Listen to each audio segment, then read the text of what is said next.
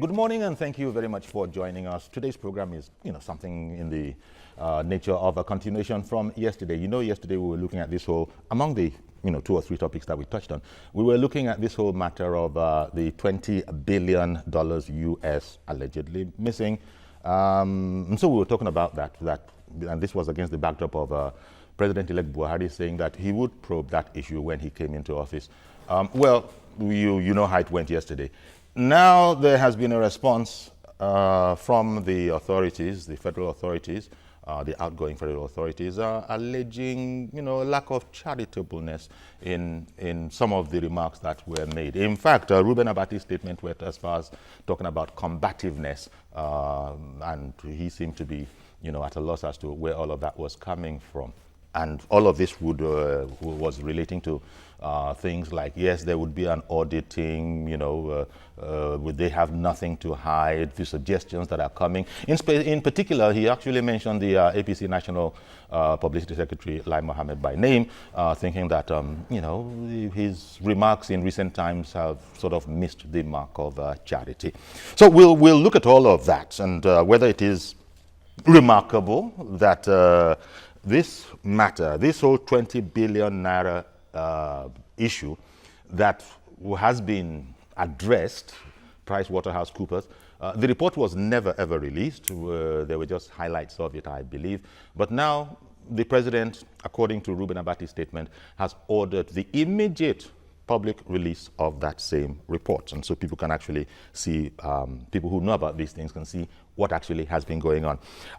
Okay, we had our guest today, Mr. Yemi Makbadirun, Strategy and Governance Consultant. Thank you once again, as always, Yemi, for coming on the program. Good morning. Thank you for having me. Indeed. And Dr. Fasi Yusuf, he's a lawyer, he's a political communications expert and a fellow Department of Mass Communications of the University of Lagos. Thank you very much, Fasi, for coming on. My pleasure. Indeed. And another lawyer on the show, outnumbering other professionals, 2-1. This lawyer, he has a particular significance to us on the show this morning, Dr. Benson Enikuomenyi. He is counsel to the impeached Ondo State Deputy Governor Alhaji Ali Olanusi. Is that correct? Very well. Good morning. Thank you very much for coming on the program. Came in all the way from his home state of Ondo. Okay, so we'll be touching on that. In fact, maybe we should get it out of the way first, because it's all sorts of things are ongoing processes. Tell us, if you will, please, Benson, what your issue is. The deputy governor, he's your, lawyers call them clients. Very well. Your client, Alhaji Olanusi, has been impeached by the State House of Assembly. Now, that's within their rights. So what is the matter that would be taken to court, if indeed you do intend to go to court? Very well. By the provision of Section 188 of the 1999 Constitution as amended, it is the right of the House of Assembly, when they find out that there are gross misconducts committed by either the governor or the deputy governor, so set appropriate machinery in motion for the purpose of removing him from office. Section 188, subsection 11 of it provides for what is gross misconduct. Gross misconduct is described or defined as a conduct which violates the Constitution of the Federal Republic of Nigeria, or, in the opinion of the House of Assembly, what they term to be gross misconduct. For example, if the deputy governor raises up his hand like this and he says, "How are you?" and then in the opinion of the House of Assembly, they feel that is gross misconduct, they can set up appropriate machinery in removing him from so far, office. no wrong on the part of the House of Assembly. No. This is the procedure. Once they start the process has procedures. From procedure 1 to 2 to 3 to 4 down to section 10 of the 1999 section 180 subsection 10, they must follow the procedure chronologically and critically. Okay. You don't miss anyone out of it. So that's the whole plank of your case. Very well. That the procedure was not followed. In fact, properly.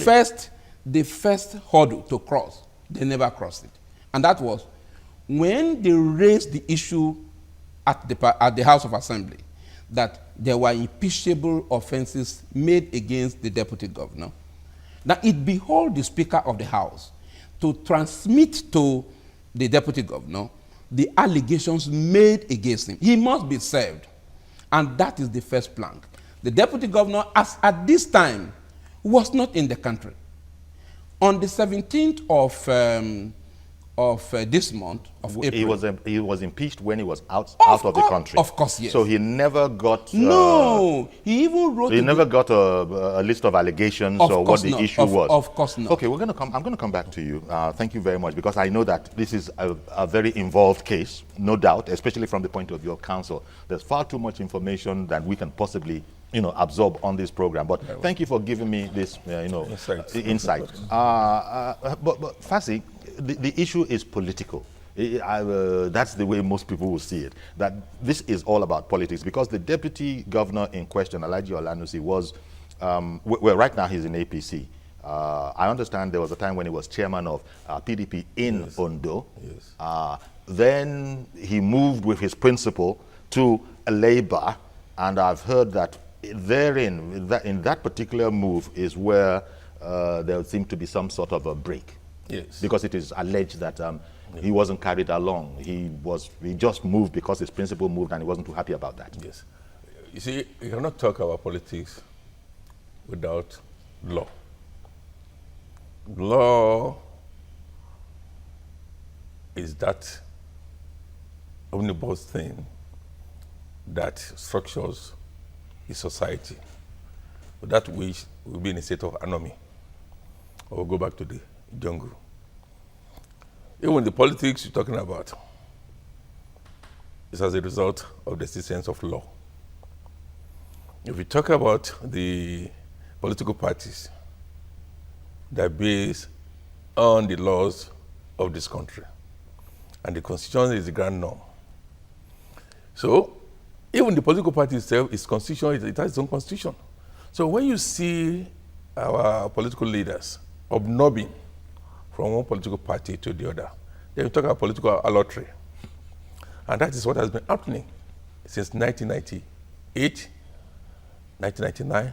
You remember, they were trying to form several political parties, the Remis of this world, Bola Ige, and all the rest, from NPP to PDP to AD and what have you.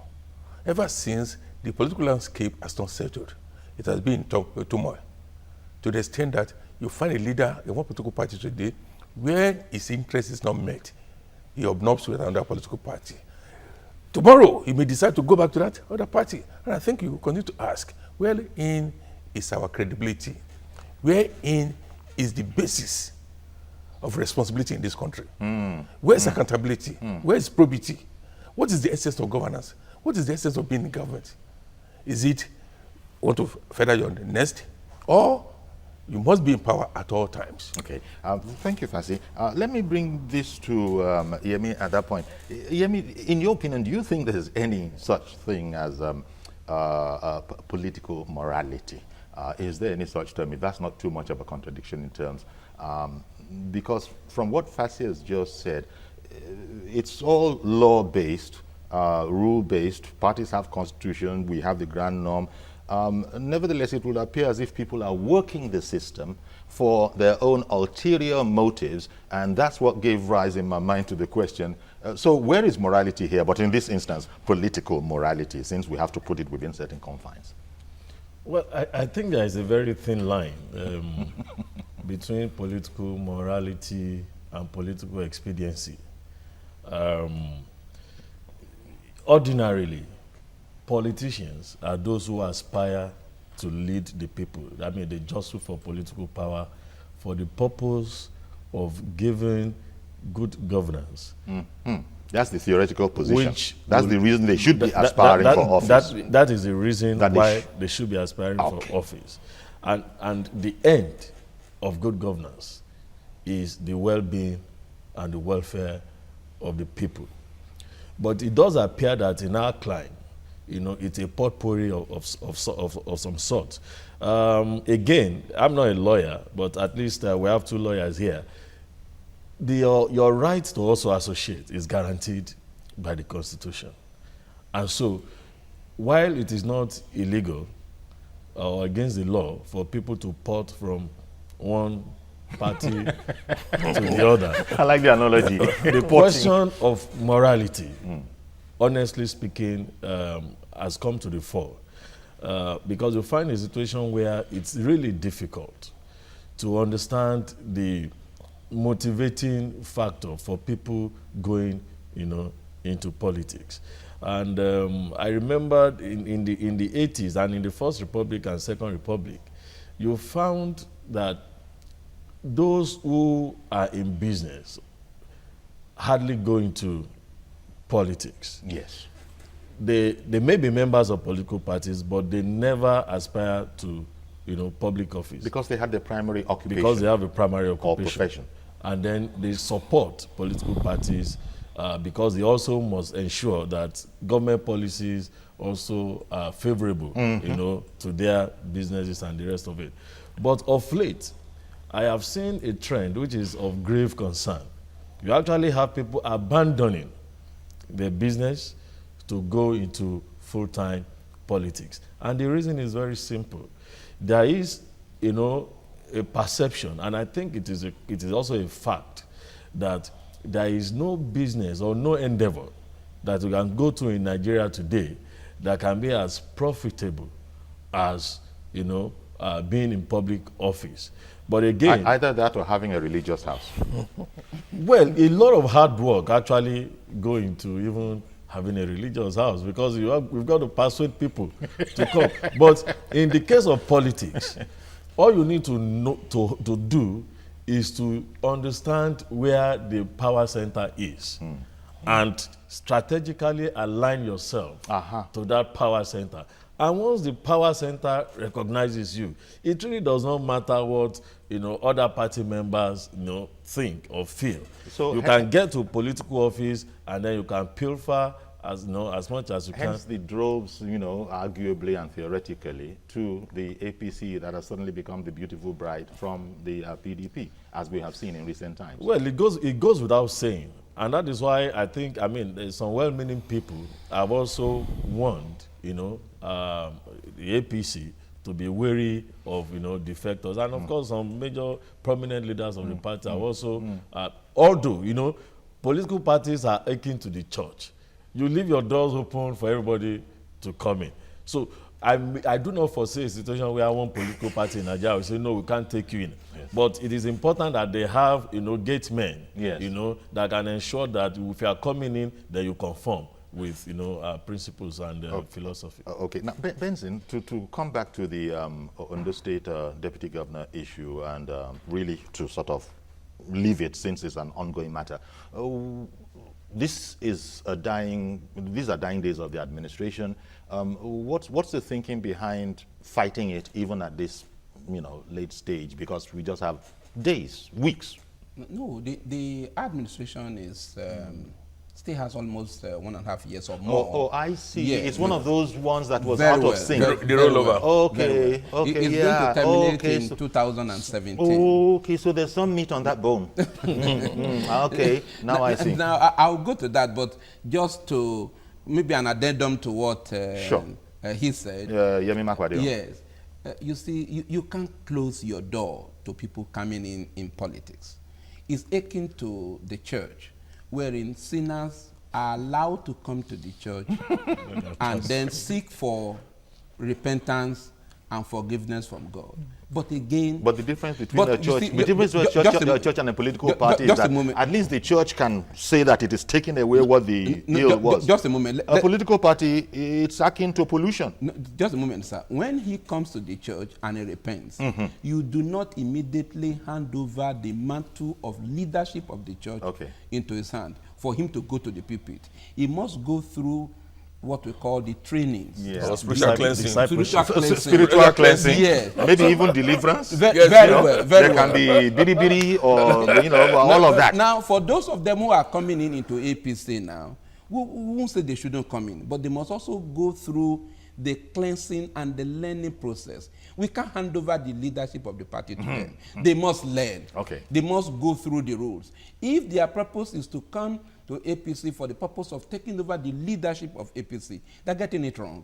So when they come in, they sit down, they learn. For example, somebody came into the party after the president has won and is now wanting to just look for ministerial position. It's only wasting his time. Okay. Let him come in as a sinner who has repented. Yeah. And then stay in the political party and learn what we believe in. And then when he has really changed, and we can find in him that, no, he has forsaken his old ways, and he has now sought the way of the Lord, quote and unquote, then we can begin to see how to trust the matter of leadership. It's an interesting direction that you are taking, Benson. I think I'm going to follow you down that road for a bit more. Fassi, very interesting analogy that he makes.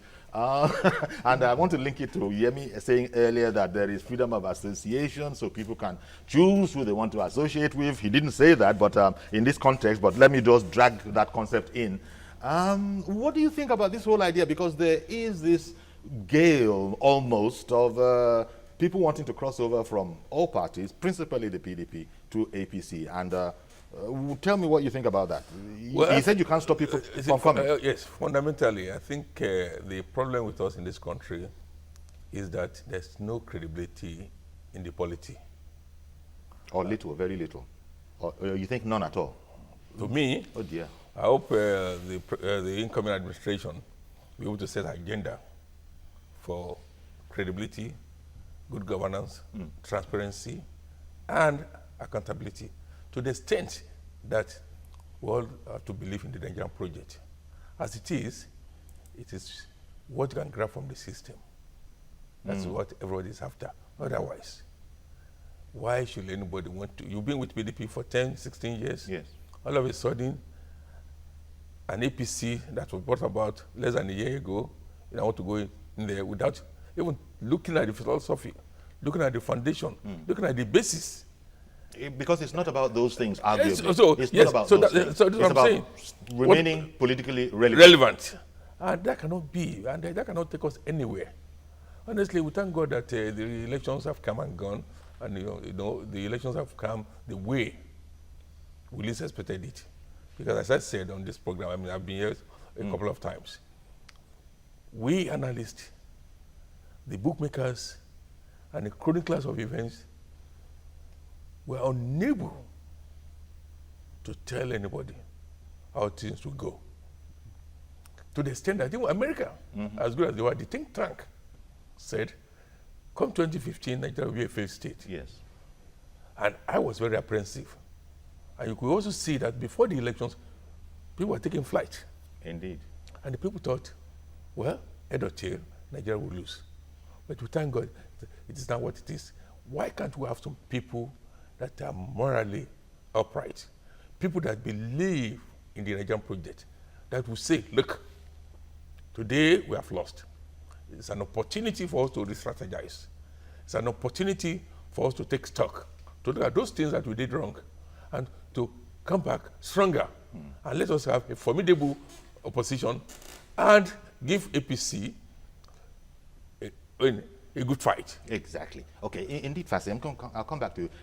Yemi, Fassi seems to be saying what I've heard said from APC camps, not stridently or consistently, but I think I've heard it said that, stay in the PDP and make it a strong, viable, opposition seems to be advice that we've got from that we've heard publicly being offered to aspirants from other parties into the new ruling party. Tell me your thoughts on this, the lack of a willingness, it would appear, to stay in the PDP by all these guys and make it a strong, and then take their turn, as vibrant as APC was when it was an opposition. What do you think? Why is there this difficulty? Does it go back to this self-interest thing? Well, to be honest, I do not think the gale of defections, should come to us as a surprise. In fact, a lot of people started looking forward to it. But they were saying APC has no idea, that APC is a joker. Yes, that, look, that was before. if in 12 months it is still in existence, call me whatever. Yes, no confidence. Some people no promised confidence. to change their names if there was no confidence APC in went APC. through. How come APC is now where everybody wants to be? Because, like I said, that is where power is going to reside for the next 4 years. But what you do with power, Buhari has been saying, is going to be a lot different with what has been done with power in the past. But at least they stand a chance of getting a bite. You see, the way it is, but seriously speaking, and honestly too, I think the advice, given to the PDP is actually in the best interest of Nigeria and Nigerians. I do believe that there is a nucleus. The real nucleus of the PDP will remain. Okay. Those who jumped on the bandwagon, fair weather members are going to find their way out. And the nucleus is going to remain. And they're going to give people like us some jobs, to help to strategize, to regenerate the party. It is, it's a very beautiful scenario. A party that has been in power for 16 years, consistently. At the point, it was like the only party in Nigeria until about 2 years ago.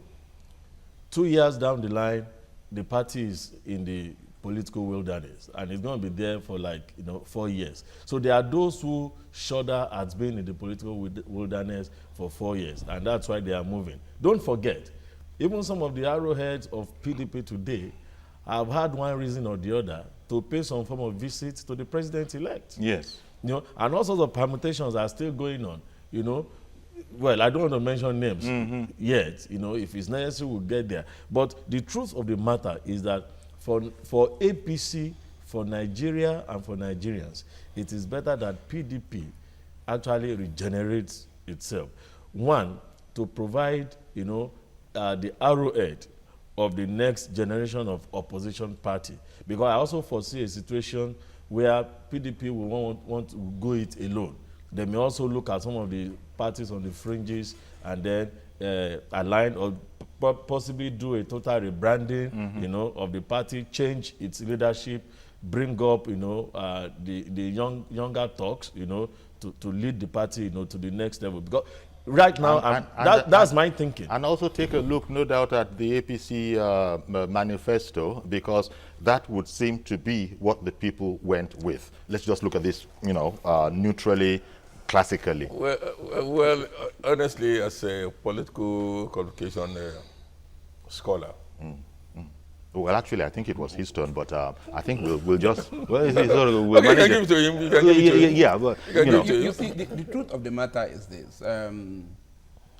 One of the politicians said in the country, he said,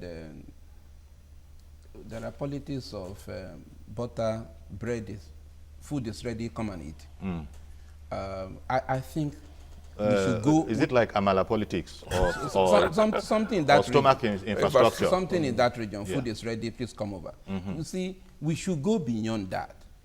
I think the admonition given to PDP... Sorry, sir.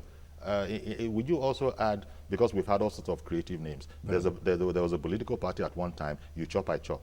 Yes. You chop, I chop kind of a party. So it just is explaining the mentality for people to name their party, you chop, I chop. Exactly. Now... it's not you serve, I serve. No. Now, APC has come with a slang that there's going to be a change. And what we should be looking at is what fundamental changes will APC effect. And PDP should be a watchdog to say, you promise a change.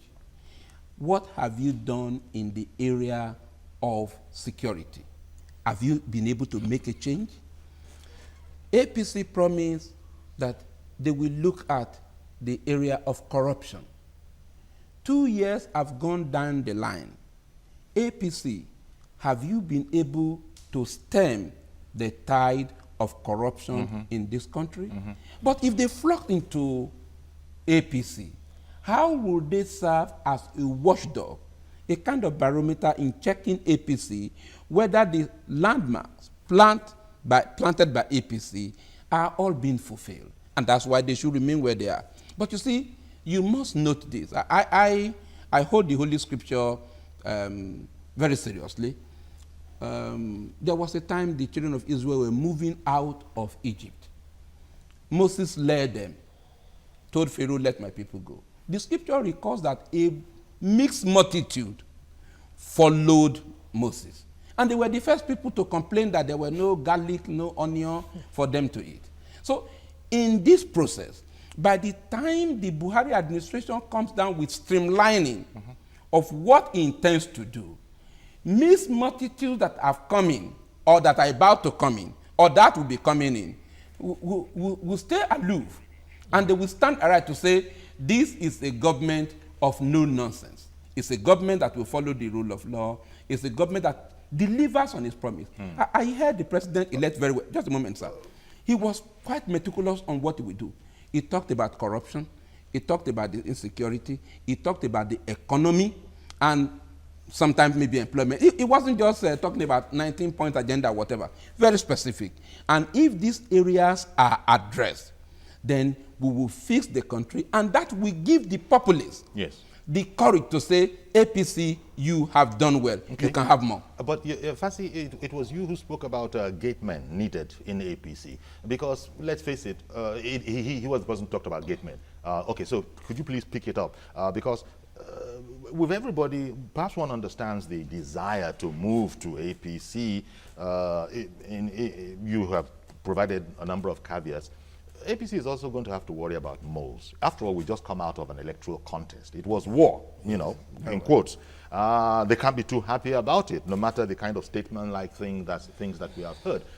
So how APC has its work cut out for it, determining which ones are those ones that are really almost like rats getting on a raft, and which ones are those that are, you know, I'm reminded of the Trojan horse.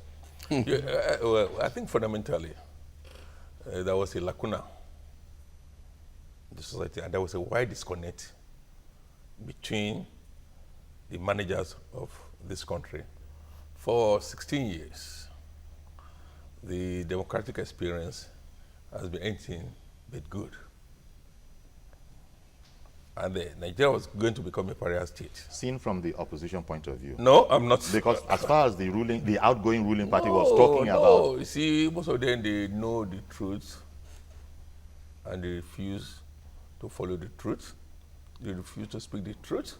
They refuse to believe in the truth. You believe they were insincere? No, they were blinded by office, and they were caged, and they were imprisoned.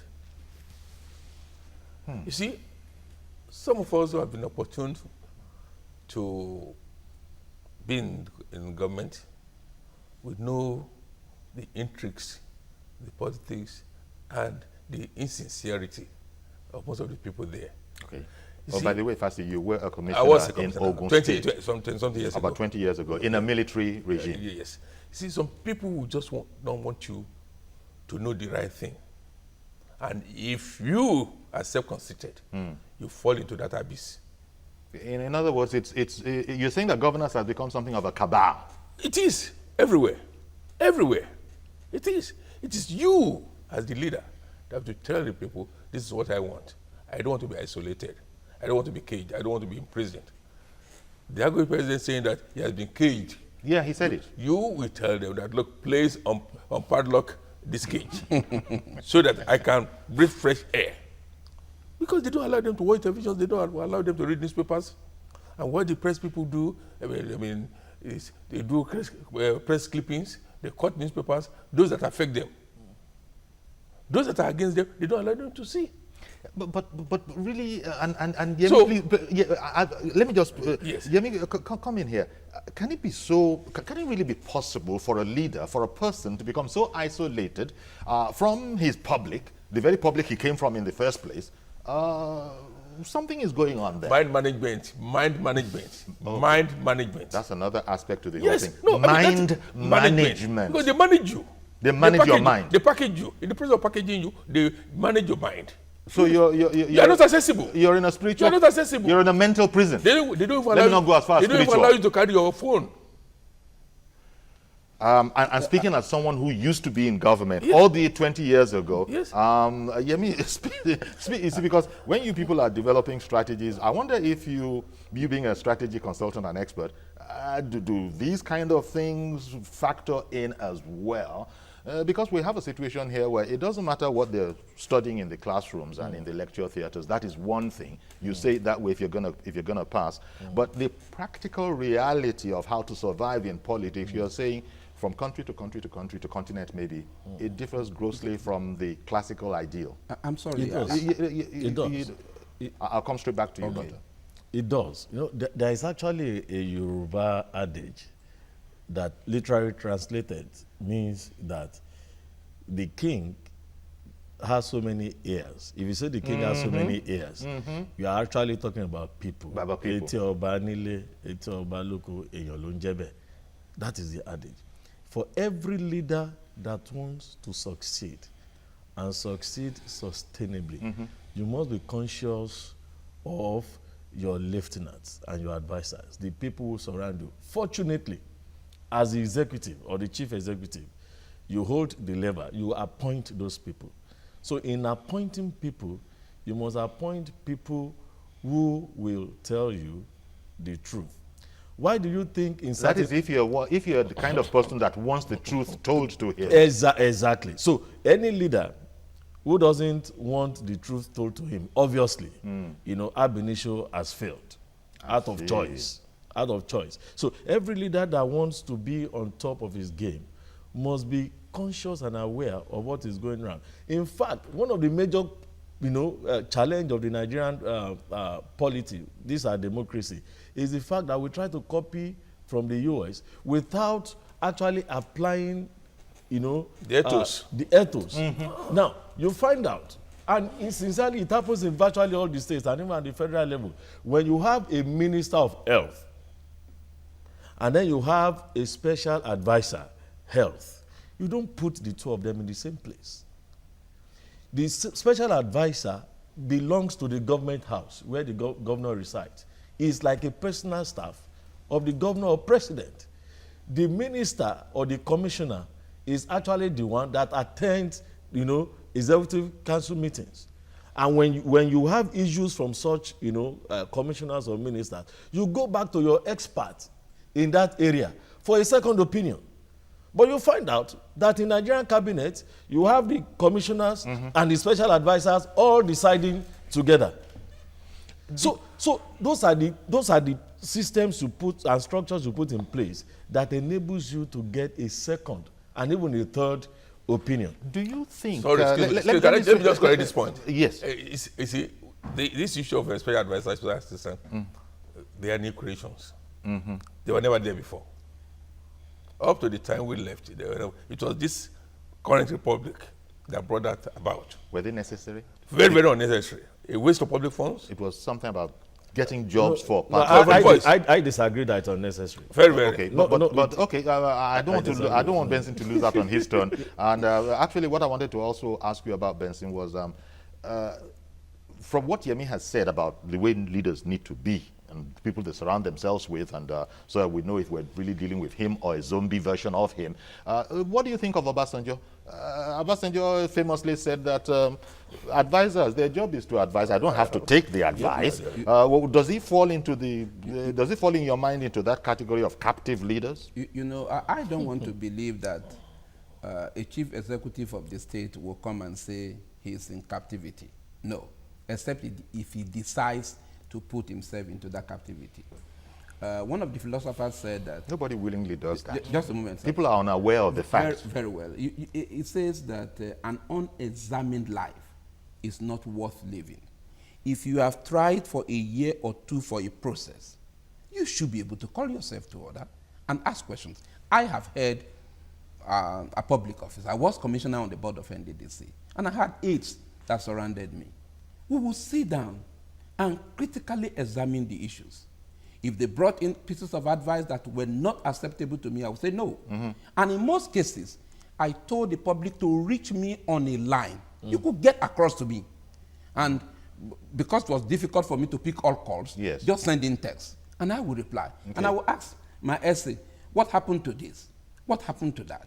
When we were to embark on the project on solar electrification in Ilaje, Eseud, and all the rest of them, we took that particular decision. I didn't hand it over to one person to put me in a cage. So in fairness, this particular methodology you're talking about, say that, one has observed this with APC governors. Yeah. I don't know if there are PDP governors who do it as well, but certainly Fashola, you can of call, course, anybody can call Fashola Governor Fashola in Lagos. That's the point I'm trying to make. The governor of Lagos State, when he has awarded a project or the projects have been awarded by Executive Council, he goes over there, maybe in the night, maybe 2, 3 persons maybe or 4 persons following him to go and find out what transpired. On one of the occasions, I went to Igbokoda just 5 minutes to 12 a.m. to look at the solar lights that were being installed. Yeah. I didn't know that these boys were watching me. I was the only person. I drove alone. My security details, all of them said, no, I didn't want anybody. I went and I was examining them one by one. So some of these boys just came and met, said, Commissioner, what are you doing? That we saw you going from one place to the other. Are you examining whether these solar lights are working or not? I said, that is correct. So they began to pray for me. So it depends on your own attitude. Exactly. Your own individual attitude to your responsibility. So let them not shy away for being held responsible for their deeds or undo actions. There's no absolutism. Life is not absolute. No matter how bad this country is, there are some exceptional politicians. But what we are saying is that the general ones are what we are talking about. If the isolated ones he mentioned, and he also attributed to, are in the majority, then the country will be proud of our politicians. We are saying that most of them, it can never be absolute. There will still be some good ones. Not every politician is bad. Okay, when people talk about 16 years of PDP, nothing... No, there's still some, even within PDP itself, there's some fantastic leaders there. Indeed. I mean, it's not everywhere. Even within APC, there's some bad eggs. So it can never be absolute. So what we are saying is that democracy should galvanize us to development and growth. But before democracy can do that, yes. I imagine it's going to require a paradigm shift in our thinking. Our attitude to the splendors of office, yes, I think, still overrides the cold reality of going in there to serve. It is because of the monetization of public office. It is too attractive. Too attractive. Too attractive. Okay. Too attractive. I'm sorry. I'm quick to come in here. You see, but you're quick to come in at somebody else's expense. Just a second. Just a second. You see, this is how we're doing our democracy now. You see, at the inception of this, the Fourth Republic or whatever republic, yes, we are, a good number of enlightened minds, yes, refined individuals, they didn't believe that this democracy was going to work, so they didn't participate. Because we were deceived. Just a moment. And allowed persons who we can qualify, quote and unquote, as third class of fourth 11 or fifth 11 to go on the field. And since they got on that field, they had sway. So if we want this to work, refined minds must now begin to come in and then participate in the politics. They should not shy away from being thrown the stone, the dust, and all the rest of them. Can we then, excellent, thank you very much, Benson. Can we then, Yemi, conclude, as Benson is saying, that APC is going to be made up of these refined minds because it is aware of what has happened, and so it's going to be extra cautious about its admission policy. Can one take that as a given? Well, I think one should take it as a given, not because they're a special breed, but because they can learn from the PDP experience. And they also have a record to show that where we have held sway, look at what's going on. Exactly. And that is why, you know, there was a remark that Alhaji Lai Mohammed made a few days ago. It was, you know, an aside, you know, to Mr. Olisamitu, the PDP publicity secretary, you know, offering him Forgive me, free let me come tutelage. straight back to you. Okay. I understand Madam Iyabo from Ajegunle is calling in. Hello, good morning, Iyabo. Yeah, good morning, Uncle Yori, and good morning to everybody in the Indeed. studio. First, I want to talk about our deputy governor that was impeached. Okay. Ondo. Adi Olanusi. I'm from Akoko Northwest. So During the time of presidential election, the governor, Mimiko, was going about with money, sharing money to people at home. They collected his money in Akoko, Northwest, but didn't vote for Jonathan. Then, during the State Assembly of Itin, he went to the Obas. He even came to the Olukare of Sikare, Obamomo. They shared money. They were even swearing for those that will not vote PDP because he was afraid of impeachment. It's him that should be impeached, not the deputy governor. That one went like that. Then for the president-elect, General Muhammadu Buhari, I think he should be very cautious of those that we appoint and those that we deal with him, because all I say, I've been monitoring this government that is going out now, President Goodluck Jonathan's government. Jonathan as a man is good, but he's surrounded by bad people that wouldn't advise him, give him the right advice. What General Muhammadu Buhari should do now, he should learn from the past that now our votes are counting. If APC doesn't perform well, the PDC will vote them out again, and we will look for those who will lead us right. Yes. We are talking of the future of our children, not our own is gone. Except if the general will come and repair our generation. Yabo, it has not gone yet. No, there is hope. It has not gone yet. Just say amen to that. It has not gone yet. Let us see what General Muhammad Buhari, he has come to make his name. Because they said he's old, is this, is that, he has no certificate. We told him that if he has NEPA bills, let him produce his NEPA bills in Nigeria, then we vote him. We want a change. Those that have PhD, have a PhD upon PhD, they misruled us. Okay. So let somebody who doesn't have certificate at all come in and save us from this mess.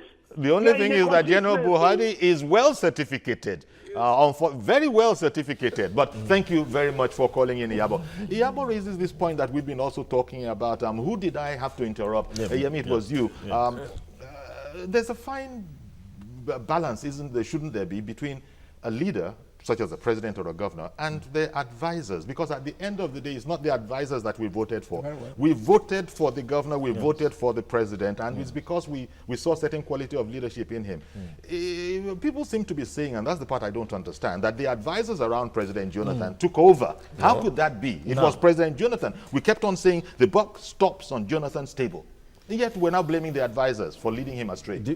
Nobody is blaming, well, at least on this set. I'm not sure anybody is blaming the advisor. Although, I mean, one or two callers have alluded to the fact that it is the people that surrounded him. But that does not extricate the chief executive from his responsibility. The buck does stop on You know his why? desk. He chose those people. He did. So your sense of judgment, in fact, as a leader, you see, the first skill that you display is, sense of, right judgment. Those you surround yourself with. Yes. So, for instance, I said here, when President Jonathan picked Mr. Fani Kayode as his campaign spokesperson, that was a fatal, error. So, those are the issues. And if you had any doubt at all about the role played by advisors, you have mentioned two instances today.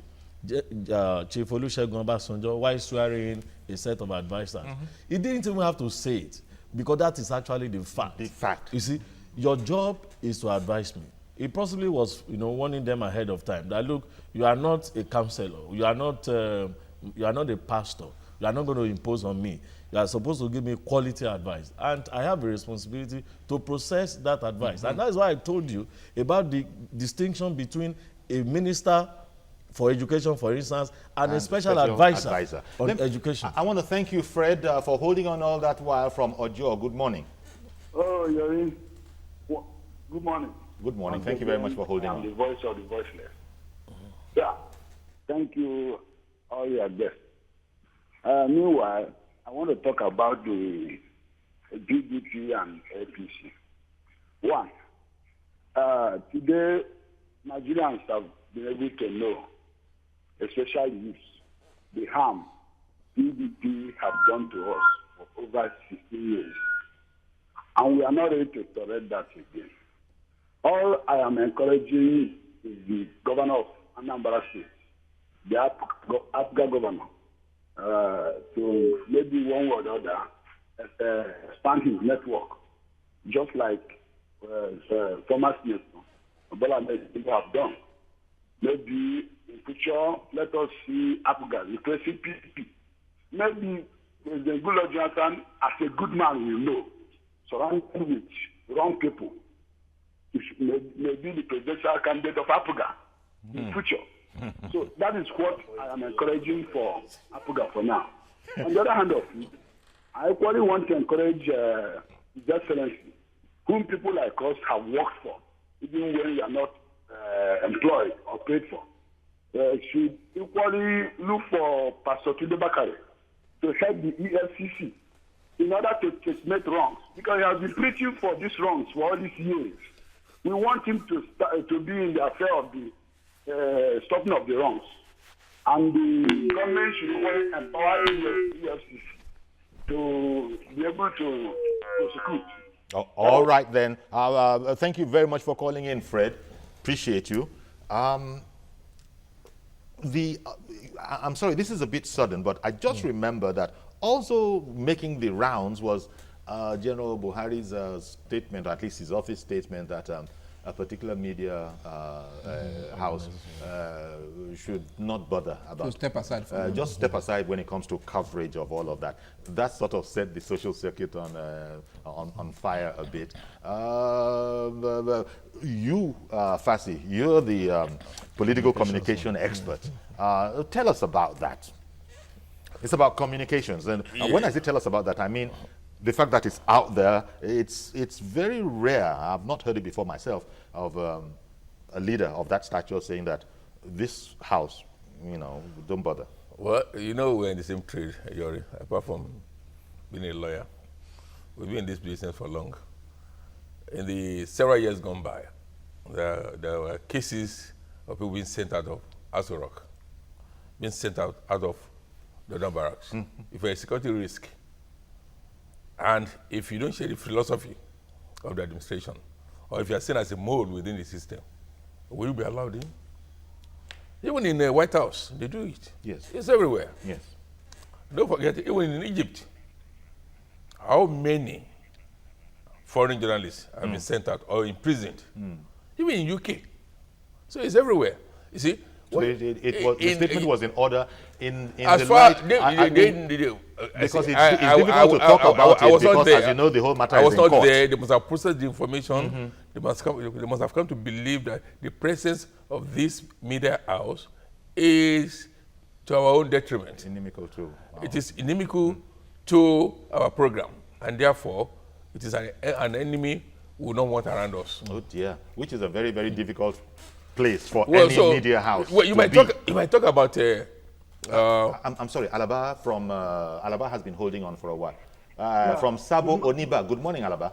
Good morning, Mr. Yori. Good morning, sir. Good morning, sir.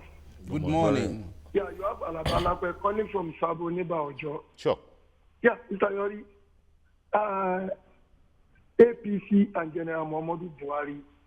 Only thing, like this morning, I'm watching an interview from AIT.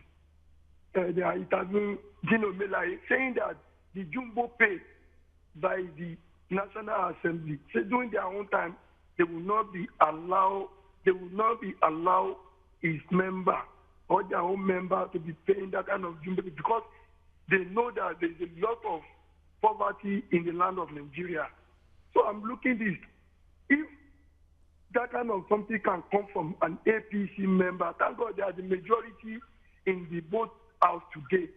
So I want you to talk that kind of interview that Dino Melaye said, no jumbo pay, there are all these allowances, rest allowances, bio allowances, seat allowances will be reduced drastically. So So I'm expecting Okay. a lot from APC Oh, and GNP. okay, Alaba. Sorry to rush you, but thank you very much for calling in. It's part of the change that you are expecting. They arrived on a mantra of change, anyhow. Yes. So that would be a change, even though it needs to be said that I don't remember that any protests have been heard from even APC members when all those jumbo allowances were going on. But that's a different story. Yes, as I was saying, you see, even though the Constitution guarantees... Briefly, please, because we've yes, the right of the media to hold government accountable. But presently, the government is yet to be formed. There are still some issues, strategic issues being done and addressed. So if a media house has been hostile to you, will you want to have that media to cover your strategic meetings or your activities? So even if they say they have repented, it's a different thing if they say they have repented. They should no. For now, I think you really have to monitor that statement to see whether it's in tandem with the stand of that media house. Okay. Or because we have freedom of information law, which most states have not even subscribed to. We have the Constitution, which guarantees that the media shall hold government accountable to the people. But it's not yet a government. Okay. So even if it's a government, you don't have to be in Aso Rock to really hold government accountable. That's when action, so many things the government will do. Exactly. So to my mind, I mean, they're in the best position to know why that action was taken. And I think if you look at the 8 speeches, the 8 campaign, and what transpired during the electionary campaign, you expect that people will be circumspect or political parties will be circumspect in taking certain decisions. I've completely run out of time now. I'm sorry for the other gentlemen. Completely. In fact, we're even overrunning now, but nevertheless, let me thank you, Dr. Fasi Yusuf, political communications expert, and also Dr. Yemi Mapadeono, strategy and governance consultant, and also Dr. Benson Enikome, who's visited all the way from Ondo. Thank you very much.